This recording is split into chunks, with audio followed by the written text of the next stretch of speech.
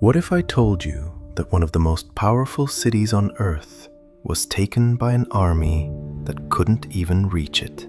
January 332 BCE. You are standing on the Mediterranean coast, cold wind in the air, waves crashing against the rocks. Nearly 1 kilometer offshore, a city rises from the sea.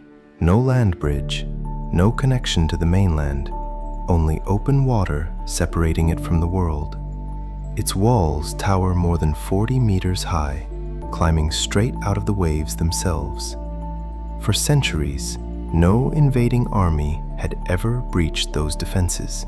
This is Tyre, an island fortress protected by geography, guarded by a powerful navy, and believed by its people to be completely invincible.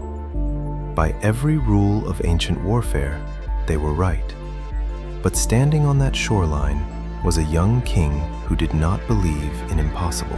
Alexander of Macedon, only 24 years old, already undefeated in battle, already feared across Asia Minor. He commanded 30,000 battle-hardened soldiers, the finest infantry in the known world. Yet there was one devastating problem. He had no fleet, not a single warship capable of challenging Tyre's navy. He could not sail across, he could not storm the walls from land, and he could not ignore the city either. Because as long as Tyre stood, Persian naval power survived.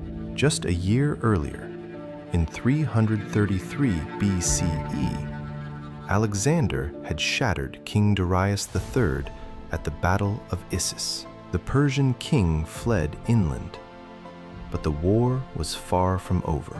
Persia still controlled the sea, and Tyre was the anchor of that control.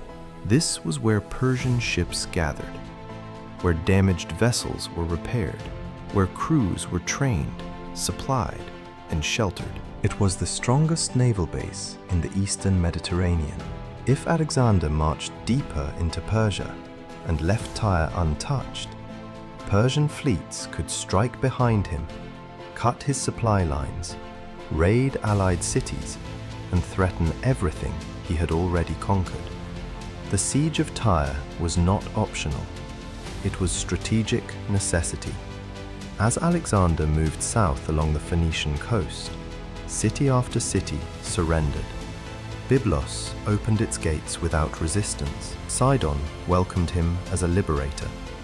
The coastline was slowly falling under his control, but Tyre refused. Confident in its walls and protected by the sea, the city did not fear an army that could not reach it. Alexander first attempted diplomacy, requesting entry into the city to perform a symbolic sacrifice to the god Melkart. The Tyrians refused. It was a political statement, a declaration that they would not submit. In that moment, Alexander made a decision that shocked even his own commanders. If he could not reach the island, he would build a road to it.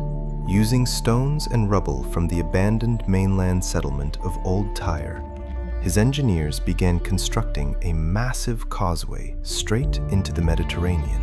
It was an audacious plan, a bridge nearly 1 kilometer long, built under constant threat.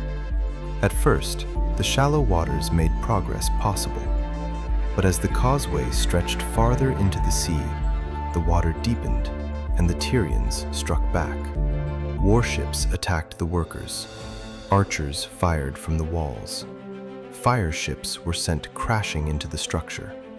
At one point, towering siege engines Alexander had built were engulfed in flames, collapsing into the sea. For many generals, this would have been the breaking point. The project seemed impossible. The sea itself appeared to reject the attempt, but Alexander did not retreat. Instead, he escalated. As more Phoenician cities fell under his control, their fleets joined his side. Cyprus sent ships, Sidon sent ships, Byblos sent ships. What began as an army without a navy was transforming into a combined land and sea force. Slowly, the balance shifted. Tyre was no longer the undisputed master of the waters surrounding it. The island that once stood alone in confidence was now being encircled. After months of relentless construction, the causeway pushed closer and closer to the island's towering walls. Massive siege towers, some nearly 50 meters high, were rebuilt and rolled forward across the growing stone bridge. Catapults thundered. Ballistae hurled projectiles against ancient defenses. The Mediterranean, once Tyre's greatest shield, had become a battleground itself. The siege stretched on for more than 6 brutal months, testing endurance, strategy, and willpower on both sides. Every day, the question remained the same. Could a city protected by the sea truly be conquered by force of determination alone? And as the causeway finally neared the walls of Tyre, the real battle was only just beginning. Persia still endured. Though Darius had fled east after Issus, his empire was not broken, and as long as Tyre stood unconquered, it remained a strategic threat capable of supporting Persian naval power and endangering Greece while Alexander marched deeper into Asia. This was never about glory, it was about survival and strategy. The entire invasion depended on neutralizing Tyre, and the city understood its importance. In the spring of 332 BCE, Alexander did not begin with violence, but with diplomacy. He sent envoys requesting permission to enter the city and perform a sacrifice to Melkart, Tyre's chief god, whom the Greeks identified with Heracles. On the surface, it was a religious gesture. Politically, however, it carried profound meaning. Granting the request would acknowledge Alexander as king of Asia. Tyre refused. Then, the situation escalated beyond negotiation. Alexander's envoys were seized, executed, and their bodies cast from the walls into the sea. The act was deliberate defiance. Alexander swore the city would fall, a promise that seemed almost impossible given the circumstances. He faced an unprecedented military dilemma.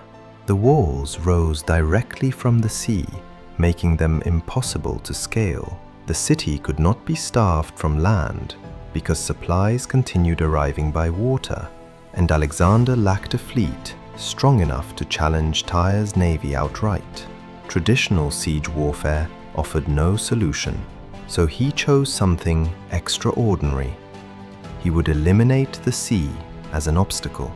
Centuries earlier, Tyre had existed on the mainland before expanding to the island. The ruins of old Tyre still lay abandoned along the coast. Alexander ordered them dismantled. Stone by stone, the remnants were torn apart, quarried, shaped, and dragged into the water. From the rubble of Tyre's own past, a massive causeway began to emerge, stretching from the mainland toward the island fortress. It was not merely a road, but an immense bridge of stone and earth, constructed under relentless pressure. Men worked from dawn until dusk as waves battered the foundations. As the causeway advanced into deeper waters, it entered the range of Tyre's defenders. Construction transformed into open combat. Arrows rained down from the walls, and Tyrian ships harassed the workers from the flanks. In response, Alexander ordered massive siege towers built at the head of the causeway, along with catapults capable of striking the city walls.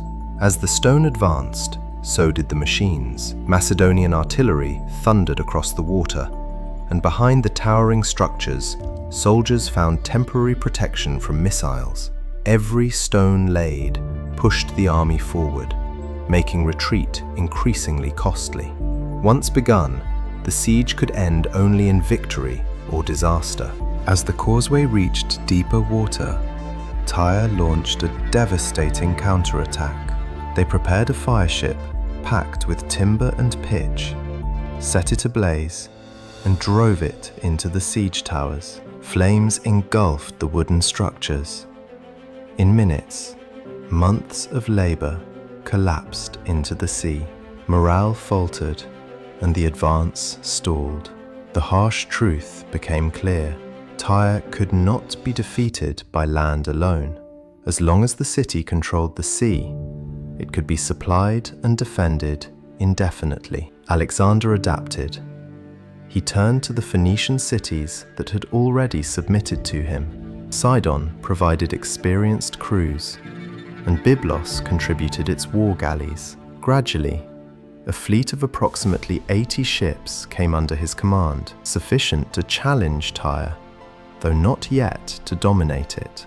Then the balance shifted decisively. The kings of Cyprus, recognizing the changing tides after Issus, withdrew their support from Persia and aligned themselves with Alexander, bringing with them 120 warships.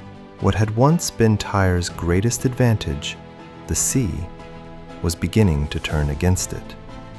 Within weeks, Alexander's growing coalition transforms the balance of power at sea. What began as a desperate land siege evolves into overwhelming maritime dominance. His fleet swells beyond 200 vessels, Phoenician triremes, Cypriot warships, and Macedonian command ships moving in disciplined formation across the glittering waters. Naval superiority is no longer contested, it is established. The sea, once Tyre's shield, begins to close around it like a tightening fist. Alexander orders a full blockade. His ships seal both harbors, forming an iron ring around the island fortress. Supply routes collapse. The horizon fills not with relief, but with enemies. The Tyrians refuse passive surrender. Their captains launch calculated sorties from the harbors, striking swiftly at siege positions and testing the blockade's resolve. In the confined waters between mainland and island, naval warfare turns savage. Warships maneuver aggressively, bronze rams slicing through waves as captains fight for position. Missiles fly at close range, hulls collide, oars shatter into splinters. Boarding parties leap across narrowing gaps, shields crashing, blades flashing in brutal hand-to-hand combat. Decisively, control of the surrounding sea passes to Alexander. With dominance secured, he presses closer. Ships anchor near the towering walls, and naval engines are mounted on their decks to bombard the battlements. When Tyrian divers slip beneath the waves to cut anchor cables, Alexander adapts without hesitation. Replacing rope with heavy chains, the harbors are contained. Escape is impossible. Reinforcement is finished. From that moment forward, Tyre stands alone. Now, the siege changes character.